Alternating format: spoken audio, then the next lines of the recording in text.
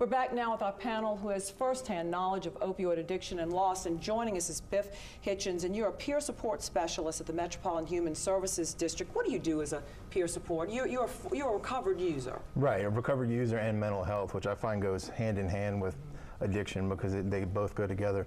But I basically talk with people since I've been in that situation. We can relate to them really well, and just tell our story to help them feel stronger. Did it help you recover knowing that somebody who'd been through it got it?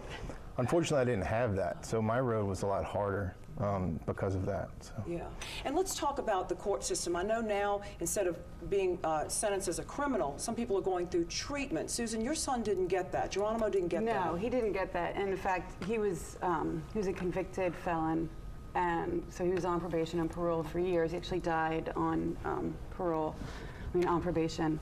And when he would go in for a drug test and fail it, he would end up back in prison. And you wish he had the treatment. I just don't think that a drug addict should be convicted. I mean, I don't think they should be incarcerated. I think they should be shown compassion and get help that they need, because it's a medical condition. Yeah. It's not a choice. And Reverend, you believe in the drug court system too? Absolutely. I was on my way to Angola when Judge Frank Shea gave me one last chance. And a number of years later, I went back and thanked him. I'm sure he didn't remember me, but I wanted to thank him for giving me an opportunity. But I think the difference was that it was no jail time, but yet also residential treatment was put into my probation. So there was a legal force to get help, from the treatment facility. You were sentenced to treatment. Yeah. And Amir, your story is amazing, teaching yourself how to read in Angola and completely changing your life. How did you do that? Meg, I didn't want that life. I didn't want to be a junkie. I didn't want to use. I didn't want to become like my dad and like the older guys that I saw in the neighborhood. I wanted something out of life, and I think jail was the thing that got me to start thinking about myself.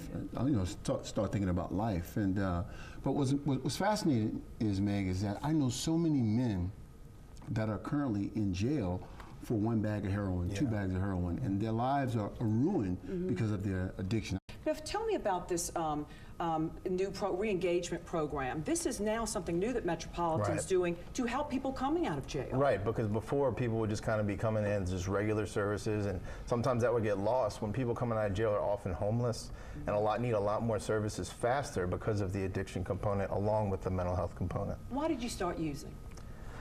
I got in with the wrong crowd, basically. When I was 18, I just started hanging out with the older guys that did hard drugs, and I wish I could have gone back, but it brought me here. And what was your drug of choice? Initially it was amphetamines and ecstasy, but I definitely had my battle with opioids as well. You injected heroin? No, OxyContin and Roxy's. Again, we go back to the prescription pills. Right. Yeah, but Amir, you've told me that it was the older lifers at Angola were the ones who inspired you, because they knew they were never getting out, so they were like molded you. Right. I think it's very imperative that you have great mentors, because these were guys that spoke things into my life like, man, young man, I see something in you.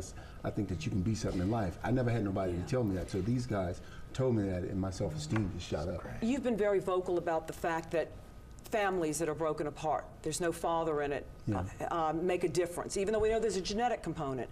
Do all y'all agree? Was there something in your lives that happened within the family or something, or was it just like you said, friends? Well, I certainly would agree that there is a family, component there, but I am the story that I had 2 perfect parents, did everything perfect. Middle class, 2-story brick house in Algiers, 2 cars under the carport, and I still went in left field.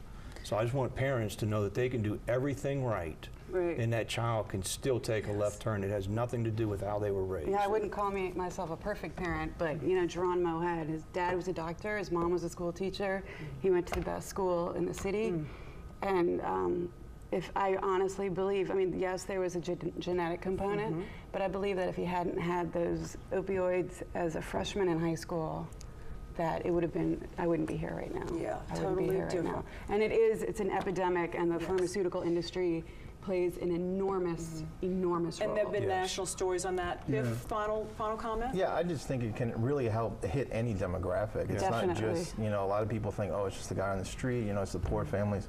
But I had the same story as him, where my parents are awesome, still awesome. and it just I fell into it too. Thank you so much for joining us. And Susan, we're thinking about you a lot with Geronimo. Thank you, I appreciate it. Okay. Coming up, what is addiction? Is it an illness of the brain? Why is it so difficult to stop using opioids? 3 LSU health doctors who are experts help us understand.